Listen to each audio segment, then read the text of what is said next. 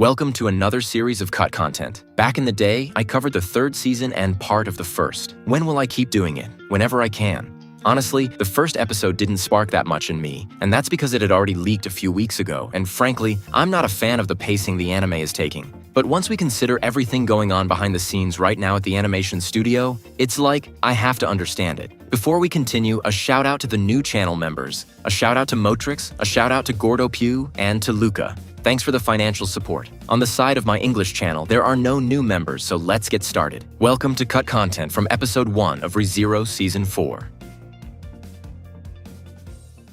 Before we begin, it is vital that you remember something. The original story of ReZero comes from the web novel. Then, when the printed version was sold, the light novel came out, which is the web novel with slight changes.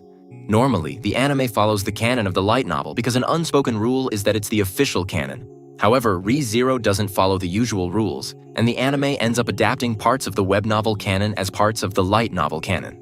In other words, the anime is a third canon. Look at it this way. The web novel universe is Universe 1, the light novel is Universe 2, and the anime is Universe 3. Why am I saying all this? Because there are several things the anime is skipping or changing the order of. So it's perfectly possible that certain things I say were skipped could easily be added later as a flashback or simply adapted at another time. I'm saying this so we don't get some smart aleck in the comments claiming I'm wrong. But since I know I just gave a long explanation, here's a crappy meme to get your retention back. Ready? Let's move on. Before talking about today's episode, we need to talk about certain scenes that many believed would be animated in this chapter, but weren't. I'm talking about moments that provided a better closure to the third season. After finishing this part, I'll tell you why they were cut, and I'd like you to tell me if you agree with the author or not. In reality, the meeting that took place lasted way longer in the novel, and they discussed certain matters that only ended up being briefly referenced today. I guess it's a quick way for the viewer to connect the dots on what happened. Among them, they talked more in depth about how Reinhard failed his mission to go to the Watchtower in the past, and what they were going to do with Sirius. There, they discussed how Reinhard and Felt would be in charge of escorting her to the capital, and how, since she is a problematic archbishop, the best ones for the job were the candidate and the knight. In fact, this decision led the author to write a series of side novels narrating how the journey went for the candidate and her knight. I'll probably do a summary of that in my short soon, so stay tuned. There were actually 2 more scenes that were skipped. I'm talking about the moment where Wilhelm and Subaru talk about Theresia's fate, and the moment where Subaru talks with Reinhard about what happened with his family. The author recently spoke out about the reason the anime skipped that, and we'll see it soon. But since it's necessary to have the context of what Subaru talked about with the old man, here is the context. Amelia's concerned tone was proof that she had noticed the same thing Subaru had. Nodding to her, he let go of Beatrice's hand and headed over.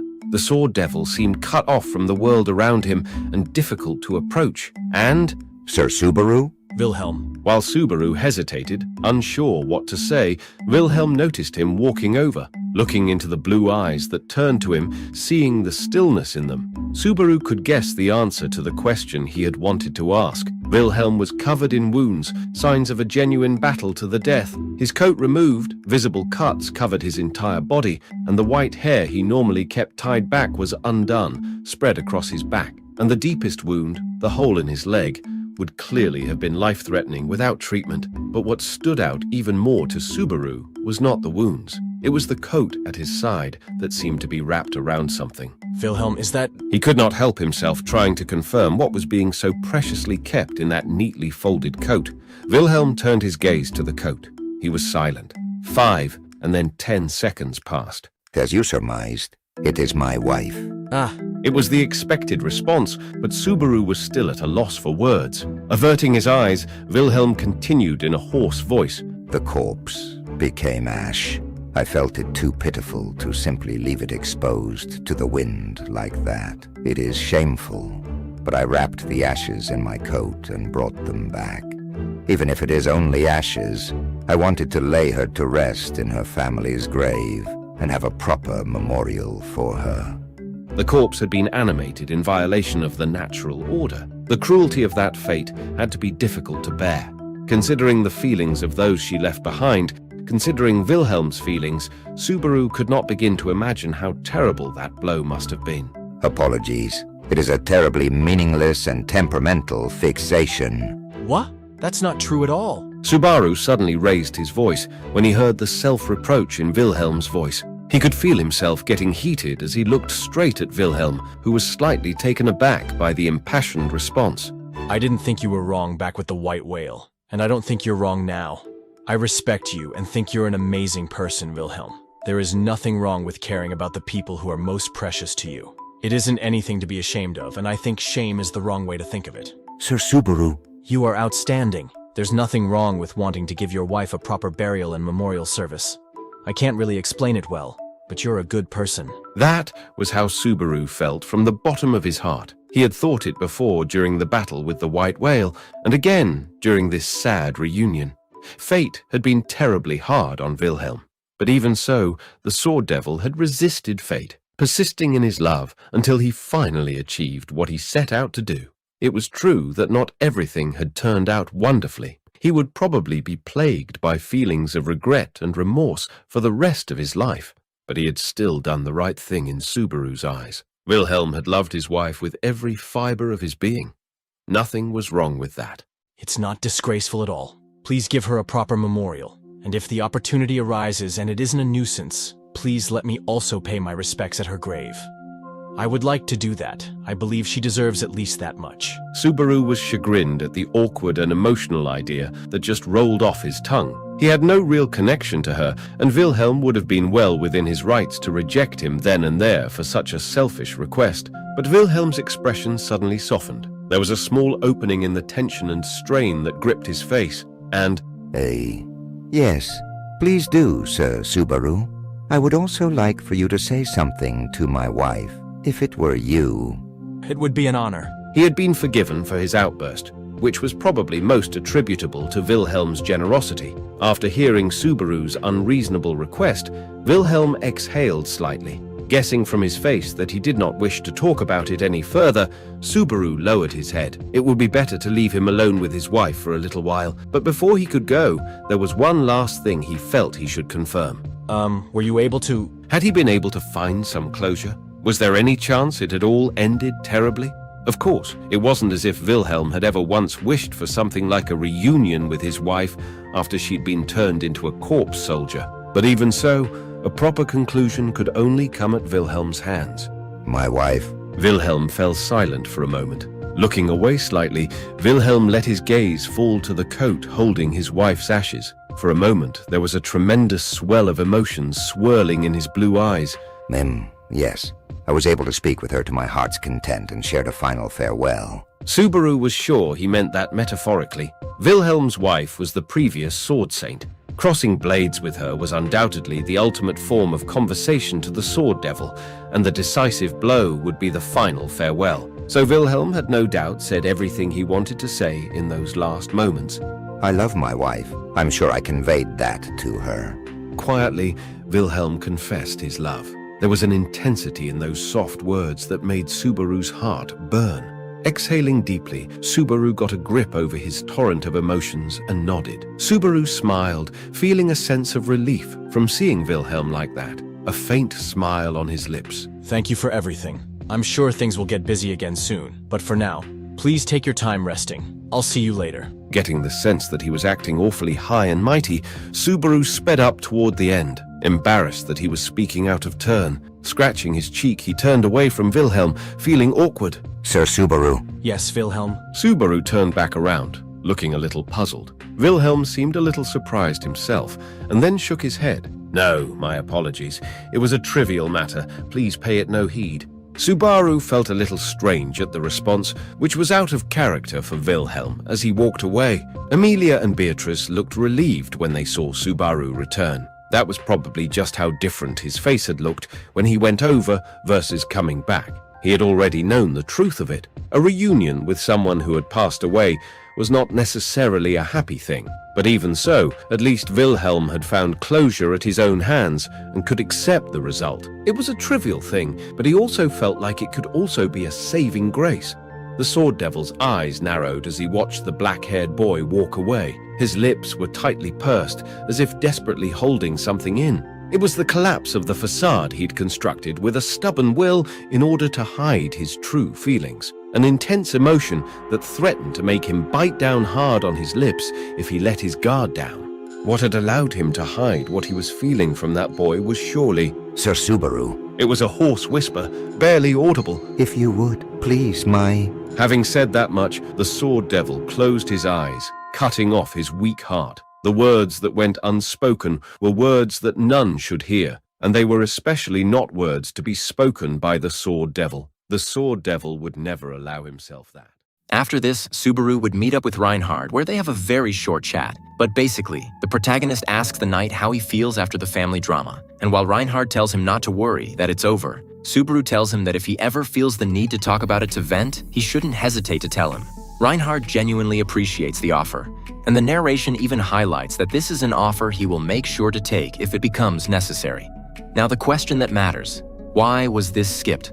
According to the author, it was because he said a lot of people didn't understand the Wilhelm scene. And while he didn't say why they removed the one with Reinhard and Subaru, I think that logically, if that scene isn't there, it's because they removed the chat between Subaru and Wilhelm that preceded it. But how complex is the scene between Subaru and Wilhelm that we, mere mortals, can't understand it? Well, apparently a lot of people made it their headcanon that what Wilhelm asked Subaru in this part was to be his grandson. And while that is one possible interpretation, there is another equally valid interpretation. The interpretation that he asked Subaru to be his reason for wielding the sword again. The most interesting part is that no matter what the possible interpretation is, the story doesn't glorify one option over the other. Let's start with the interpretation of Subaru being his grandson instead of Reinhard. At all times, Wilhelm is aware that the Estrella problem started because of him, and that's why he regrets it, and he confesses that to Subaru in episode 1. And while, unfortunately, the reconciliation with his grandson didn't happen, for the sword demon to think at this moment that he'd like Subaru to be his grandson is unforgivable.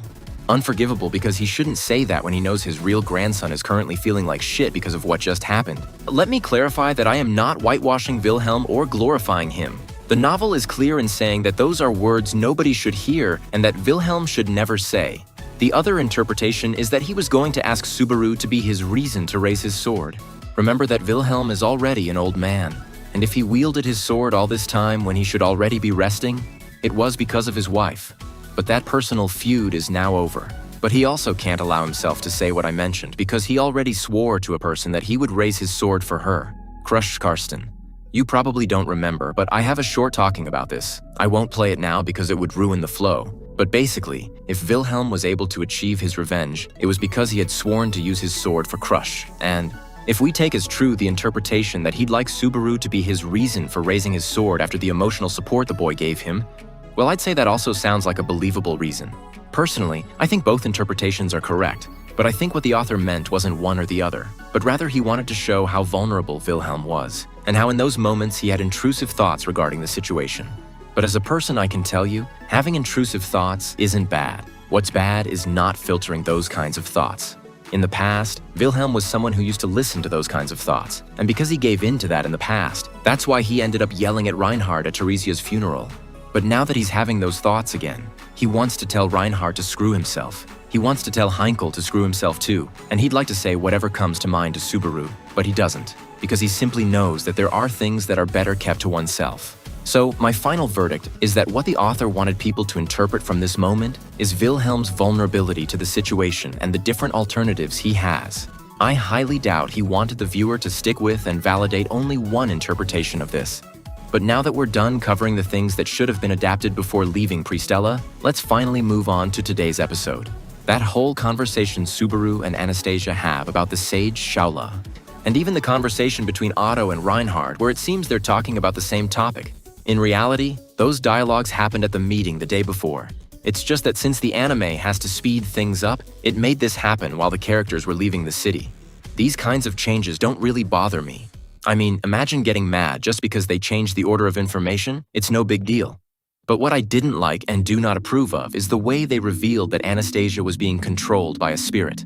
While the lines spoken are almost the same, I feel this change caused two big details to be lost. The first is that, when Subaru confronts Anastasia, he does it having warned Reinhard beforehand to keep an eye on the situation in case the spirit tries anything against them.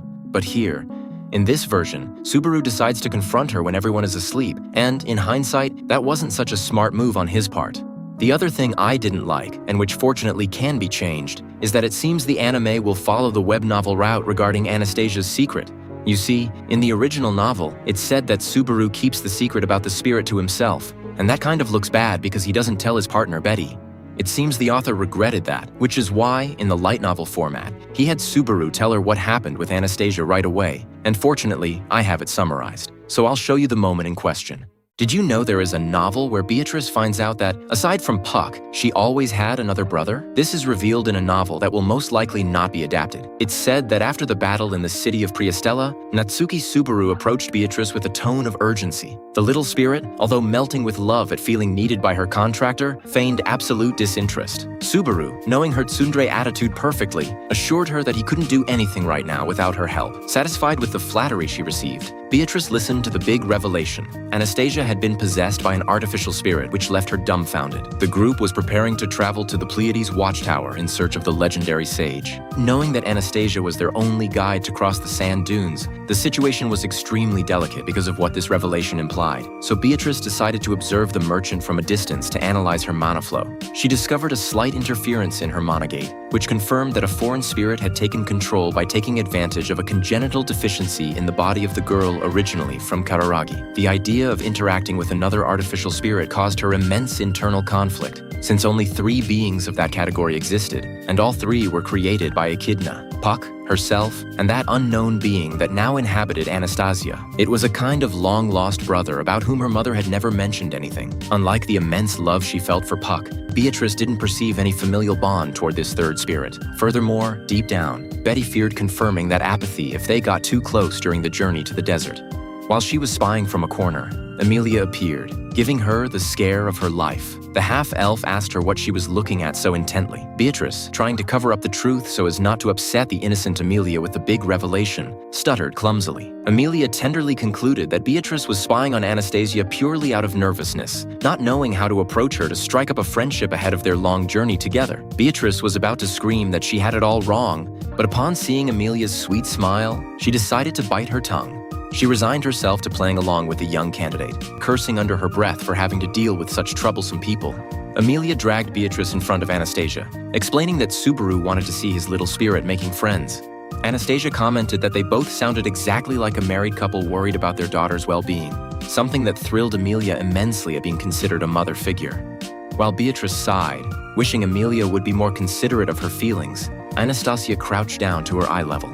With an almost imperceptible smile, the spirit inside the merchant whispered to her that she knew she had spoken with Subaru, but asked her not to distrust her so much, since at the end of the day, they shared the same origin and the same mother. Beatrice was left paralyzed by that subtle confirmation and by how cornered she felt now. Looking up at the sky with resignation, she knew perfectly well that the future awaiting them would be full of massive headaches, and it's safe to say she would remember all these interactions when she and her brother were facing critical moments inside the tower. Remember that I've started a cut content series on the channel. Knowing that the anime will have Subaru hide this from Betty leaves a bad taste in my mouth. I hope they change this soon in the upcoming episodes. And another thing that also had to be skipped was the complete encounter between Julius and his brother Joshua. Here it's like they only put a single frame of it, but in reality the moment is much more beautiful. And I'll put it now so you have the full context.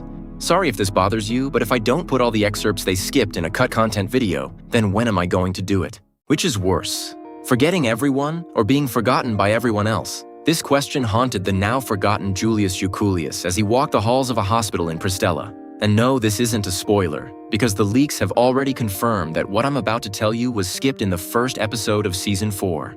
It takes place half a day after the attack on Pristella ended. Subaru, Julius, and Anastasia were touring the area's medical facilities. Subaru was scanning the wounded to see if he could recognize anyone else who had been forgotten, just like Julius. However, the boy simply couldn't recognize someone unless he had met them beforehand. Subaru began to feel so overwhelmed by the situation that he lamented not having met the people of that place sooner. Julius told him to calm down, that it wasn't his fault, but Subaru replied that if Julius had been in his shoes, he surely would have felt this same regret for not having known more of the city's people before it all happened. The atmosphere grew heavy when Echidna commented on how cruel it was to forget, unconsciously ignoring her lack of tact in front of Julius. The knight, whose existence had also been erased from the minds of his loved ones, assured her with a melancholy smile that there was no reason to apologize. However, deep down, he was deeply pained by the distant and respectful tone with which his lady now treated him, as all the warmth of their original relationship had been lost. Suddenly, some healers rushed past with a stretcher, causing Subaru to stop dead in his tracks. Subaru had just spotted Joshua, Julius's younger brother. He was unconscious, one of the many victims of gluttony. For the night, the world seemed to crumble at that very moment. He leaned over his brother's limp body, feeling a suffocating guilt upon discovering that he felt no real bond toward him. Gluttony had not only snatched away his name from the world, but had also stolen his ability to recognize his own kin. That irony, being a brother who looks at his brother like a stranger, turned out to be the most devastating blow of that day. In the midst of that silent despair, the presence of Ricardo, the imposing beastman, brought a touch of humanity to the scene. Sitting beside the knight, Ricardo mentioned with a comforting naturalness that both shared the same scent in their blood, validating their kinship despite the absence of memories. With a heavy, fatherly hand, he ruffled Julius's hair and forbade him from carrying the weight of others' wounds, like the arm Ricardo lost while protecting him in battle. He then entrusted him with Anastasia's protection on the imminent journey toward the Pleiades watchtower, placing a blind trust in him that required no past memories, since technically Ricardo was entrusting his lady to a total stranger. Strengthened by this gesture, Julius thanked him. The novel then mentions that he took out his diary and began to write. After the encounter with gluttony, he has decided to start recording every detail of his daily life so that nothing is ever lost to oblivion again. And this very diary would end up causing a series of misunderstandings, like the time Subaru thought Julius and Amelia were flirting. But that's a story you don't know yet. Remember, I've started a series on cut content here on the channel. This story you just heard is one of my favorites because I feel it perfectly captures the dilemma Julius goes through. Sure, you can deduce this dilemma from the anime excerpts, but a little more introspection never hurts. And that would be all regarding the cut content before arriving at the mansion. Unfortunately, the mansion scenes also suffered heavily from cuts in order to only keep the main points, that is, the essential part. I know some will say it's fine that they remove unnecessary parts, but I consider that cutting the part where the characters react to the events to only leave the part where they decide what they're going to do, I feel that takes away some personality from our protagonists. But anyway, that's what I'm here for, to explain. In reality, when Subaru and his group arrive at the mansion, they are greeted by Petra, who was hoping Subaru would rest after his journey and questioned why they didn't send Reinhardt or Roswal as backup. After this, they finally go to the living room to chat with Roswal, and here they cut something that would have helped give more depth to Subaru and Julius's characters. You see, in the chat with Roswal, the Margrave questions Julius about his decision to go to the Watchtower. Basically tells him, are you going to the Watchtower to find a way to save the others? Or are you going to the Watchtower to find a way to save yourself? Then he talks to Subaru and reminds him how special he is for remembering people he shouldn't remember, and also emphasizes that he knows he's there to take Rem with him. He kind of implies that it's somewhat selfish or arrogant to take her so she's the first one to be cured. On top of that day in the novel, Roswal was based and asks Amelia if she's okay with Subaru waking up the woman who could become her love rival. Amelia just says that if that happens, she'll have to make Subaru turn to look at her more, and that she'll make him stay with her too. Anyway, obviously the other people there scold Roswal for his comments, but Roswal excuses himself by saying he only said that so they remember everything they are about to shoulder on this journey. Basically, that it was his way of cheering them on. After that, it did hurt me that they cut a scene that greatly increases the mysteries of the story and gives us a different perspective on Beatrice and Roswal. I won't go into details, so hear it for yourselves. Roswal, with his characteristic slow tone, began by questioning if at this point he could already be considered one of Subaru's friends. An idea Beatrice received with disdain, pointing out that he was capable of saying truly disgusting things. For her, the fact that he could act with absolute seriousness in any circumstance was, in fact, terrifying. In response to Roswal's comment about the lack of honor he felt as his current body neared its inevitable end, she calmly reminded him of his own history, mentioning that he had also inhabited a female body in the past and therefore expected him to be cautious enough. Roswal's smile deepened as he watched Beatrice play with her hair curls, a habit that gave away that she was annoyed or needed to release her anxiety. He pointed out that, although that habit of hers remained unchanged, her feelings clearly weren't. He even admitted feeling envious of the ease with which she could show loyalty and affection towards someone new, something he felt incapable of doing. Beatrice, far from letting herself be provoked, countered with a sharp truth.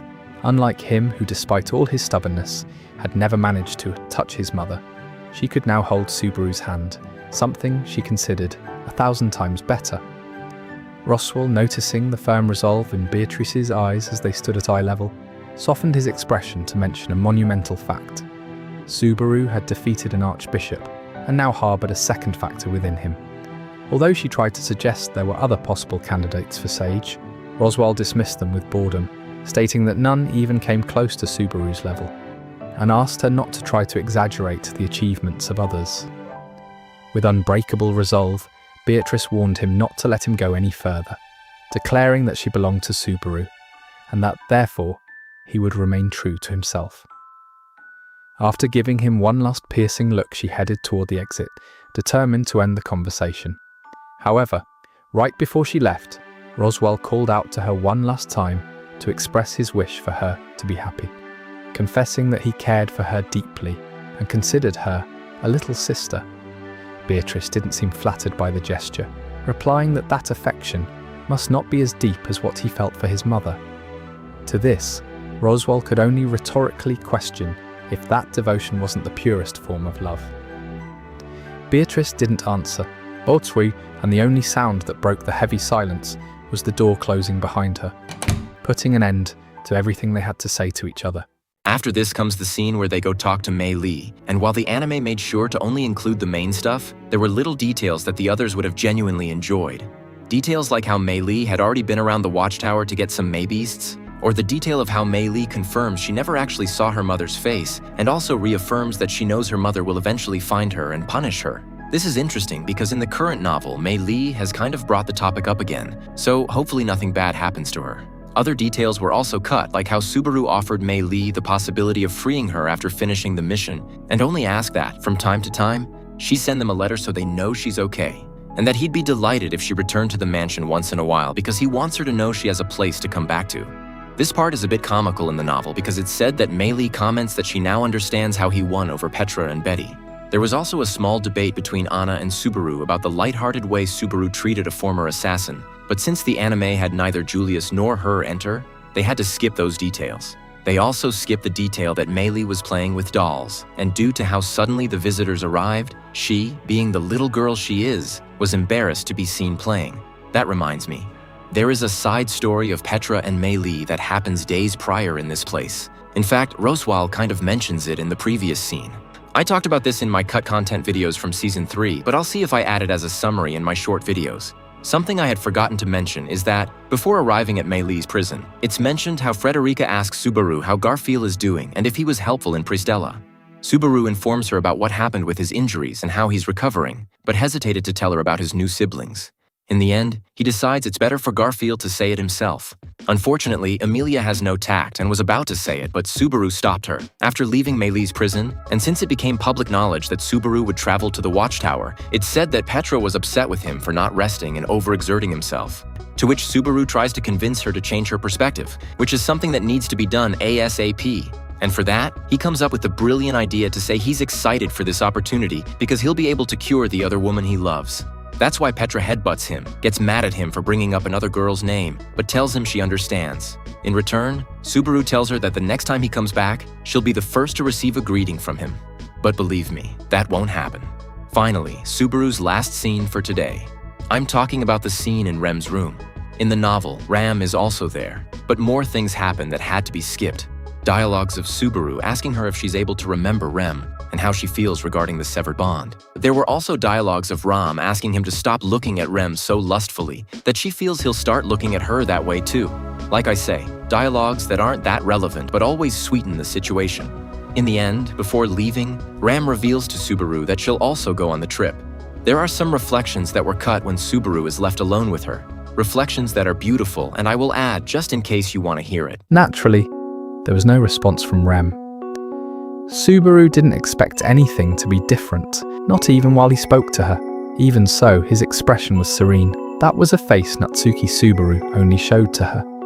To Emilia, he only showed a burning expression, as if he were willing to give up everything. To Beatrice, he only showed a face of absolute trust, handing his life over to her without reservation. And to Rem, only to Rem did he show the expression of weakness he always hid from everyone else.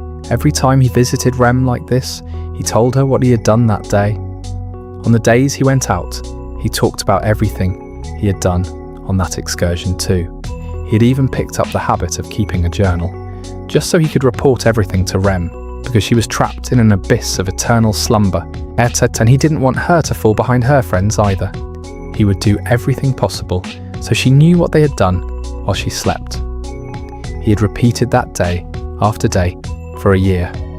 But finally, maybe they could reach it. It might finally reach you. Subaru had discovered the existence of the sage who might be able to counteract the power of gluttony. He was ashamed that the reason they had found that spark of hope had nothing to do with his own effort, that someone else had set the stage, but there was finally a light at the end of the tunnel. At last he could take action for her after spending so much time watching the seasons change, leaving Rem behind. There were many people in Prestella who had suffered the same fate as Rem and who also needed to be saved, but in Subaru's heart, his true reason for undertaking that dangerous journey to the Sage's Tower was Rem. It was a selfish reason, centered on himself. But even so, he was going to bring her back. He swore it, just as she had lent him her strength in those days and moments when he had felt the most powerless. Now it was his turn to help her. In this moment, when she needed him most, Subaru wanted to be there for her. Lastly, Garfiel's scene is nice, but unfortunately, it's the one that got cut the most today. Personally, I trust that they'll adapt part of it later. But if not, it's a shame, because there were interesting interactions. The most key parts cut were a dialogue from Subaru where he asks him to stay and protect the city in case the cult returns. But Garfield felt his captain said that because he knew his heart was wavering. There was also a beautiful scene where Wilhelm and Garfiel go have lunch, and there they talk for a bit about whether the corpses they fought were, in reality, the people they were in life. There is an interesting reflection from Wilhelm, who ends up showing off a murderous aura just so the young man better understands what he went through. In the end, Wilhelm says goodbye to him, not without first telling him he should value the opposite sex more. Otherwise, he might eventually regret it when he grows up. He said this in relation to Mimi's professed infatuation with him, and only then does he go visit his mother. The reunion happens almost in its entirety. Garfield talks to her, and suddenly he can't hold back his feelings and cries because his mother says she feels incomplete, saying this in relation to not remembering Garfield or Frederica. Something that did seem unforgivable to me, and that I highly doubt they'll adapt, are the words his mother had as soon as Garfield left. In that instant, Rayala starts crying over something not even she knows. Her daughter Fred asks her why she's crying, and Rayala just says she feels she's recovered something she lost. But the most curious part comes with the last line, where all of a sudden it seems, and I say seems, nothing is confirmed, but it seems she actually remembers who Garfield was, by the way she says goodbye to him without him hearing it. Let me clarify that there is still a brief meeting between Garfield and Otto after this, but there isn't much relevance to tell it now because the part leading up to it was skipped. Let's just leave it at Garfield being happy. And if you're interested in knowing how far this Garfield subplot with his mother has progressed in the novel, I'll just tell you it's a topic that's been left in limbo. But Arc 10, the current arc of the novel, might change that because it's been said they plan to return to Prestella.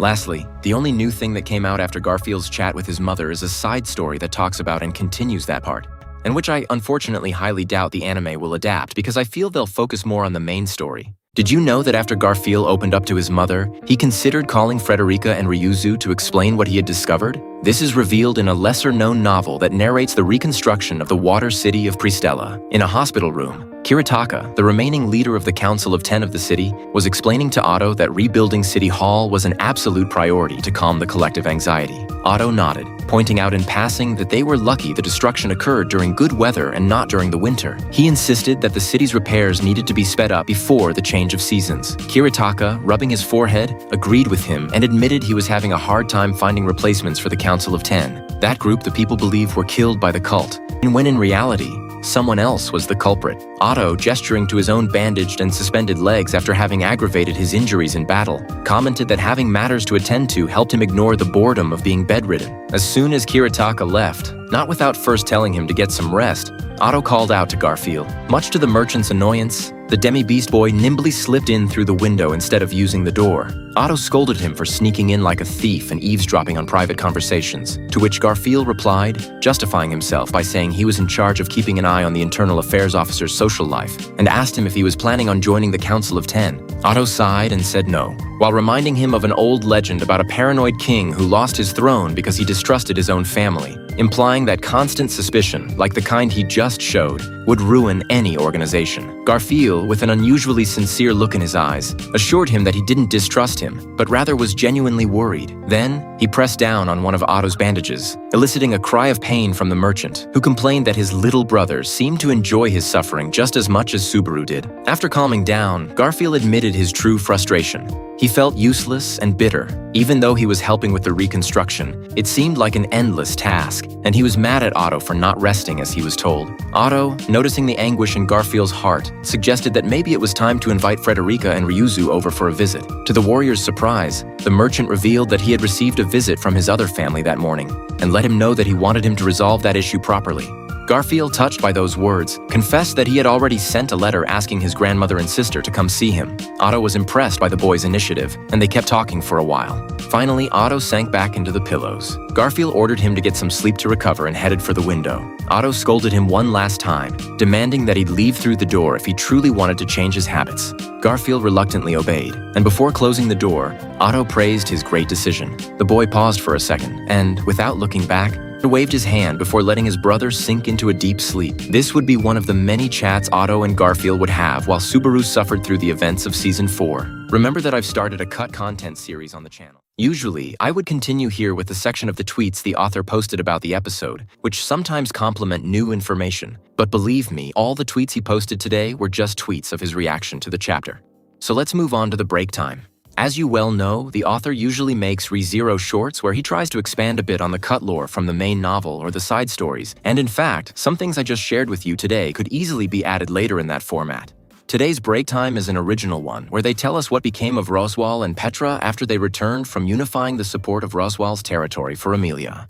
This also has interesting lore because it's related to a secret group, which is a spoiler, and I don't want to say right now. If you're interested, I'd ask you to watch my videos on the 3rd season, where I cover it in detail. But today's break time only talked about how Roswaal feels nervous around Ram. This doesn't happen in the novels, but it is referenced in comments from Taipei that Roswaal, ever since the events of the 2nd season, can't help but feel a little nervous when he sees Ram, and that's because Ram has been the girl who made him waver in his seemingly eternal love for the witch. I could be wrong, but I recall that fact was only stated in a tweet, and if so, I'm glad to see we got an audio-visual confirmation. But that's all for today. Sorry it took me a long time to prepare this, but these types of videos are better when I take my time and not when I rush. Comment if any facts surprised you, and if you want a spoiler on anything, don't hesitate to ask. See ya!